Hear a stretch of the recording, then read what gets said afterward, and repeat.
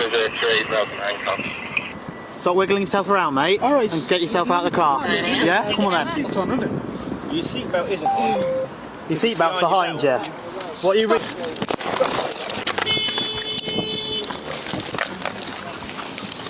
Okay. You're under arrest on suspicion of what I believe to be rape. I've further arrested you on suspicion of driving whilst overprescribing of alcohol. Okay? Are you willing to give me a sample of saliva? Yes or no? Last chance. Okay. Just to let you know, time is 6:50 hours. You're further under arrest on suspicion of failing to provide a sample of saliva. I don't have to say anything, mate. I'm defence if you do not mention when questioned such later on in court. Anything you do say, you may be given evidence. Do you understand? 5:30 in the morning, the 29th of December 2025, a woman climbs out of a car, alone in a layby just outside of Leicester. She's just been raped at knife point by the man who was driving it, and within moments, she makes a decision that will end up mattering almost as much as anything a jury decides months later. She calls 999. Most rape cases don't move like this one. Evidence has time to fade, memories blur. Too often, it comes down to one person's word against another's, sometimes years apart, with almost nothing left to test. This case never got the chance to fade, because within about an hour of that phone call, Leicestershire Police had a suspect under arrest and evidence that hadn't had time to disappear. This is how that hour happened and what a Leicester jury made of what it found. Earlier that night, the victim, a woman in her 20s, had been out with a friend at a bar in Leicester city centre. They were about to order an Uber home when a white Toyota Urus pulled up beside them. The driver, 33-year-old Daley, offered them both a lift so long as they booked the trip properly through the app. They said yes. Daley dropped the friend off first. Then he carried on with the victim alone, driving toward her address. Somewhere on that stretch of road, his manner changed. Sexual comments, questions that made her uncomfortable. Then heading out of the city, he pulled into a lay-by near Saw Valley Way.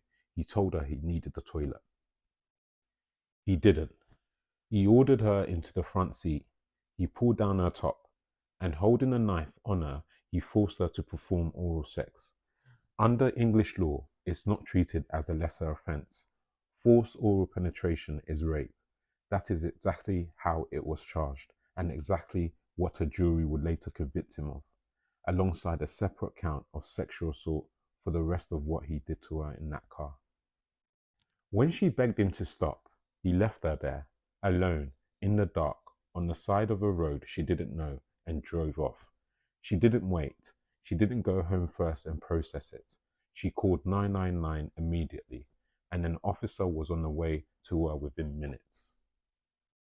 That call started the clock.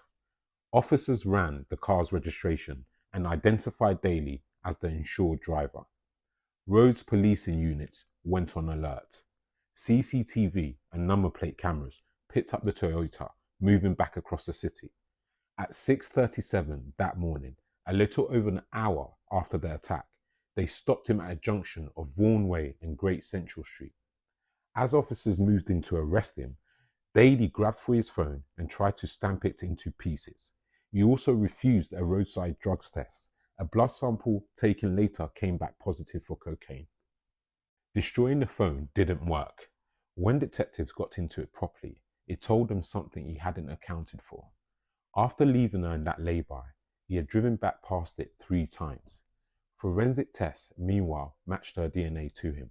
His explanation, when he finally gave one, was that she drank from a water bottle in his car, and that he later used that same bottle to wash himself after urinating in the lay-by.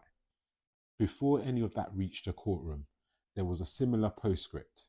In April 2026, Daley pleaded guilty at Leicester Magistrates Court to 2 counts of drug driving stemming from that positive cocaine test.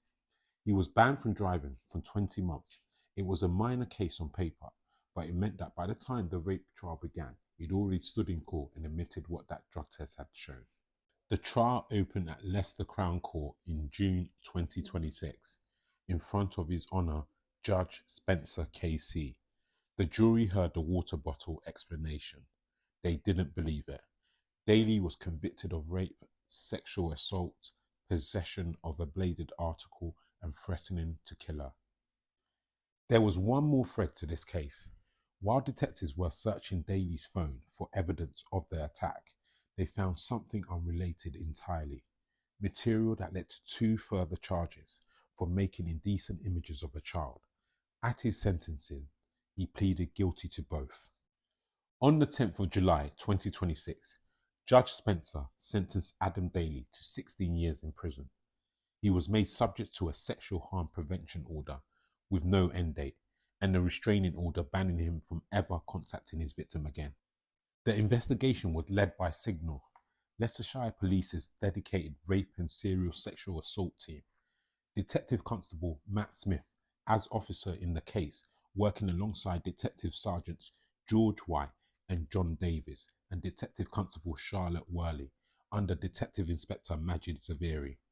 Afterwards, Zaveri said the outcome came down to 2 things: the courage of the victim and the speed of the response around her. But police says something else too. Daley spent his working hours driving strangers around the city, often late at night, often alone with them, and they believe there may be other victims out there who haven't yet come forward. That's what this case really leaves behind. Not a mystery that got solved, but a question about trust, the kind you hand over the moment you get into a stranger's car because an app told you it was safe to do so. Uber called what happened truly shocking and said its safety team supported the investigation throughout. Whether that response goes far enough isn't a question this case can answer on its own. What it can tell you is this: the difference between a case that collapses into one word against another and one that ends in a 16-year sentence sometimes comes down to what happens in the first 60 minutes.